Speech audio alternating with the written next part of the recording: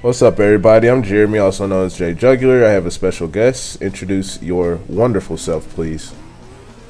Hey, TJ is present. Hello, everyone. Yes, I told you guys when I did the Red Gym Cup that I was kind of just not feeling like editing over like me talking over the same track for the fourth time. So I got some insight to help me out, like at least go over some of these last few tracks I have to race on before we race Oxide for the final time. For the last time.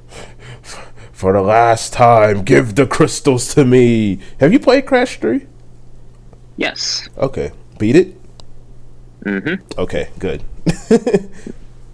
Not 100%, but I did beat it. That's all that matters. That you beat it though. I mean, at least you're beating John in the Crash Bandicoot race sort of thing. Because I'm still haggling him about beating Crash 1. Well, to be fair, Crash 1 is pretty difficult. Yeah. That's true. So we're back at Rouge Tubes, and TJ, I'm gonna be kind of asking you like your opinion for most of these tracks, just because more insight, of course. So what do you think? What's Rouge Tubes like to you? What's make you think of? What's a tingle for you? What is a tingle? Okay. Originally, I thought Roost Tubes was kind of basic, which is, you'd expect it to be because it's one of the first couple tracks you play, but I don't know, after a while, like once I really learned how to like get my lines right and how to get the most optimized racing route through it, I guess, this track started to be pretty fun. Like I learned how to keep my own Sacred Fire, or was it Sacred Fire? Either way, I just knew how to like keep my speed consistently and like how to do that shortcut at the end without losing too much speed. So yeah, one of the things I learned the most is that if you just keep hopping, you don't really lose speed at all. My problem was I kept trying to drive over it, hoping my boost would carry me over without losing any of it. That is true. I said the same thing. I said Rouge 2 is pretty much a basic track. A lot of the aspects here come from like the Crash Bash, not Crash Bash. Well, kind of Crash Bash and Crash 3 underwater levels, the water shit everywhere. But yeah, I don't know what made them think of water in an underwater tube with Ripperoo, but yeah, right. What does this have to do with Ripperoo? I think it's like someone said one time like Ripperoo's boss levels like have a lot of water. Like when you think about Crash 1 and Crash 2, they all have water. Well, not really Crash 2. Like, Crash 2 is when he got his PhD, apparently, and you were, like, inside of a library or something. True. And he was trying to blow you up. Crash 1, there was a bunch of water. That is true. Like, his boss battle literally takes place at the top of a waterfall, funny enough. But no Wampa time, 33 coins, kind of shitty, but next race, I don't know the Gym Cup as a whole. I know it's just Coco Park. I don't think Cortex Castle. Cortex Castle might be like in this cup as well, I think. Wow, that's one heck of a difficulty curve going from Coco Park to Cortex Castle on the same cup. Jeez. It's intense. I think I want to say Coco Park is like one of the more easier tracks in this game. It's definitely the easiest track in the game. It's a beginner track. I always like, if I'm teaching someone how to play Crash Team Racing for the first time, I take them there versus Crash Cove, which is like the first track. It's, I don't know, more open road. Yeah, I think Coco Park is the best track to like learn how to drift effectively. All right, so first off, I'm gonna fix this. Can you fix this? Track skip intro. Yes, we're gonna turn that off. I had it off mainly when I was just doing relic races for Citadel City, because it's like I've seen this track already for like the third time. I never knew you could turn that off. Yeah, you can actually turn it off. So it's like, whenever I'm online, I especially have it off because it's like no point in having it on. But yep, here we are, Coco Park. Really, really beautiful track. I like the way it looks, and I've always said Coco's like my favorite character. So I really like this track a lot. I like the, I want to say the statues of Coco everywhere. Yeah, gotta love self-aggrandizement in your racetracks. But overall opinion, what do you think of this one? Is it super basic? Was this like one of the first tracks that you were kind of curious to race on? Because I know you like Coco too. Everybody likes Coco. She's funny and dorky. Yeah, in the original CTR, Coco was my go-to character. In this game, I just use whoever because I play this version way more. But this track, I mean, yeah, it's basic, but it's pretty. That's the best thing you can say about it. It's pretty because it's like it's super basic, like I originally said, but it's really pretty. Yeah. And thinking about this track, I remember at E3 last year when they showed this game off. That's when Beanox started saying like every track that they put in, they wanted to have a story based around it. And apparently, Coco Park is doing a flower festival. Really? Yeah, that's why you see like so Coco hosts a flower festival. Apparently, that's why you see all the floating flower things and petals on the ground and girly everything everywhere. Yeah. By the way, she has her own castle, apparently. Yeah, I know, right? Every female in the game should have their own castle. Yeah. Can't wait to see Tawna Castle and the Nitro Girl Castle. You know, Pasadena Opossum's Castle. For some reason, I feel like if it was like the Nitro Squad, I don't know like what made them think about like that Grand Prix that they were in, like the Nitro Grand Prix, which was like God, what is the name of that track? Twilight Tour? Yeah. I don't know what made them really just use that one. It was that Grand Prix was more or less Egyptian theme in a way. Like kind of different. I think it was just like a good intro Grand Prix to kind of show off like what they really were trying to do with all these Grand Prix and shit. Yeah. That was just them telling us, here's some characters, here's a course, and here's some new cosmetic stuff. Go get your Nitro points. Because honestly, if Slide Coliseum wasn't in the game, that would be a good track to just feature all of them. Because hell, that whole track has them painted everywhere and dancing and shit. Yeah. All right, but here's Polar Pass. This is one of my favorites. Discussed this already. I think this is my favorite track in the Glacier Park area. Love this course. Honestly, yes. The music is good. I like the original music. For some of these tracks, the original soundtrack sounds way better, in my opinion.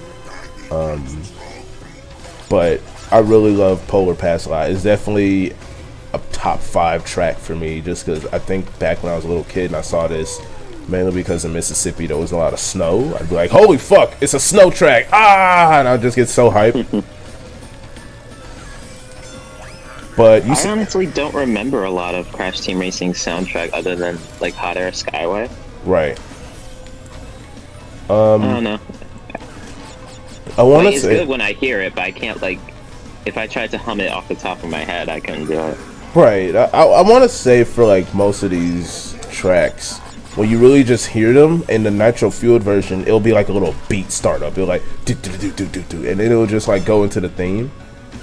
Mm-hmm. Some of it I'm cool with that. Other ones I'm just like, you know what? I'd prefer if the song just started instead of just like a whole drum beat, because whoever like was on the drums for most of these songs was really getting their paychecks worth.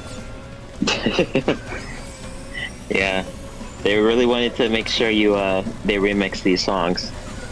That remix? How much of a remix do you want? Yes.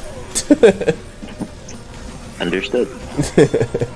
I also like this track mainly because Crash 2 is my favorite out of the trilogy, and this track immediately just should make you think of Polar. What is it? Bear Down and forgot the other one from Crash 2. I haven't played it in a while. Cold Hard Crash. Not that one. Everybody loves that one. Not that one. God, no, not that one.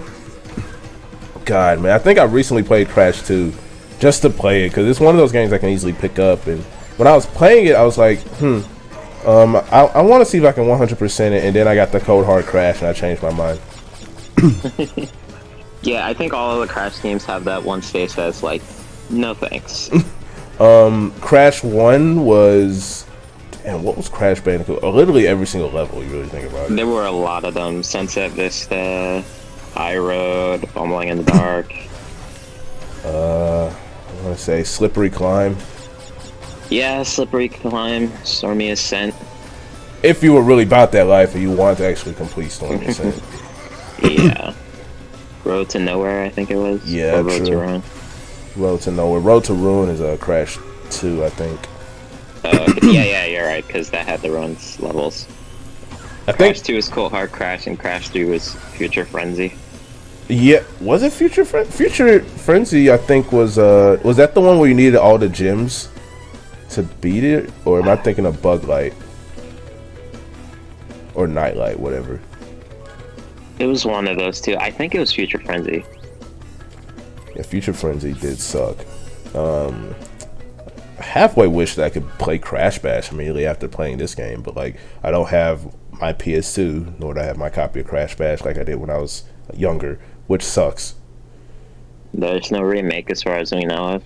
I don't even think there's gonna be one. I don't think there's any aspiration to really remake it, because you have a lot of people that are like, I want a new Crash game, and then you have the people that are just like, you know what, Crash Bash remake will be dope. I feel like they can just hybrid the two. Maybe they just wanted to remake the Naughty Dog Crash games and forget about the rest. I mean, if they really just wanted to go all out, PlayStation 1 was where Crash had the most shine, because Crash Bash was actually, it's a pretty good game. I mean, I don't think it was the best game to end Crash's history on the PS1 with, but I mean, it was there. Yeah. Oh my god, I just realized that Lab Assistant is in boxers. I just always thought that they were fully clothed. So if the lab assistant you can play as met the lab assistants in this level, does the world explode, or like? I don't know. I want to say like the lab assistants are just all clones, or just all have to go through some type of Cortex boot camp before they actually start working for Cortex. Okay, they're Goombas, alright. They're your average Goombas. I mean, yeah, they're basically Crash Bandicoot Goombas, except they actually like to dress up for the occasion. Yeah. You want to go back to the Middle Ages, then you have to fight the lab assistants in their knight outfits and princes and wizard outfits. Yeah, lab assistants before there were even labs. What would you call that? The chambers? I don't know. Chamber assistants. But I don't know. What do you call King Arthur's henchmen? They're just knights, I'm pretty sure. Knights of the Round Table. Knaves. Knaves, there you go. Knaves the Hedgehog. Sounds like a terrible Sonic Forces OC. Or an actual thing that happened in a Sonic game. Oh god. An actual thing that happened in a Sonic game during Sonic's dark ages. Yeah, that was in Sonic and the Black Knight. The sword called him Knave the Hedgehog. Oh, you know, I never beat Sonic in the Black Knight. I think it was just too difficult for me to beat, honestly. I never played, so it's okay. I mean, it's definitely better than Sonic and the Secret Rings. That is definitely for sure. Yeah, but that's not a high bar to. Yeah, I know. That was just Sonic's dark age, though. Like the Wii games, minus Sonic Colors, they were just, I don't know what the fuck they were doing with that. Yeah, I liked Unleashed though. Unleashed was pretty nice, unless you had it on the Wii, then you felt like you were just getting jibbed, like I did, because I thought like. I mean, you were. Yeah, I mean, I got the Wii version, and I was like, you know what, this is actually pretty dope. And then I saw the PS3 and Xbox version, and I felt cheated. Like all that I wanted wasn't even there. Yeah. But anyway, Cortex Castle. I did that with Dingo Canyon, like, or one of the tracks. I think it was Hot Air Skyway. I talked about something completely off the rip other than the track. But what's your opinion on this? I used to hate this course so much. I hated it in the original, and I started with this version hating it, and then I actually learned how to get good. Like, all right, TJ, maybe you should stop like complaining and actually try. I like this track mainly because like the music for one. This definitely fits Cortex. I mean, the music kind of makes me think like I'm a Disney castle or something. But this track had a lot of Easter eggs when it was originally introduced, and I think that's what made a lot of people excited. Sure, that's it. That's the entirety of the Green Gem Cup. We've completed it with pretty much ease. I don't think I had no trouble at all, and that's even because I'm on medium. Yeah. Hard mode is just ridiculous. It's a completely other step. I don't understand, like, who was really just fixing the difficulty spikes, because you have like medium, and then I feel like easy and medium are in the same tier. God forbid if you actually use easy, but easy and medium are in the same tier. And they have hard, which is just like a completely different beast of its own. And it's like, what the fuck, Hard guys? feels like it should be expert mode. Like, I feel like there's an actual hard mode that was supposed to be in there, and then the hard mode we got was supposed to be an extra mode, like an expert mode. And then they were just like, you know what, it'll be all right. So what's funny is that something I never noticed. I don't know if you have this skin, but for Crash's reindeer skin from the Christmas Grand Prix, whatever, if he's at the winner's podium or the winner's circles, whatever, and he loses, he just lays on his stomach versus on his back. Mm-hmm. That's why you can actually see that right now. He's just twitching and just sleeping on his stomach. But yeah, I've never been able to sleep on my stomach. Me neither. I think I can just usually sleep on my side or just on my back. Same. But yeah, that clears the Green Gym Grand Prix. After this one, I think the next one is the blue one, I believe, which actually has some rather more difficult tracks that I still like, but just didn't like as much as the Green Gym Cup. Sure, with that being said, guys, I'll see you guys next time. Thanks, TJ, for being here for this one, and hope to see you again for the next one, even though I know you'll be here anyway. Not a problem. Don't spoil it. Spoilers! Alright, see you guys later. Bye.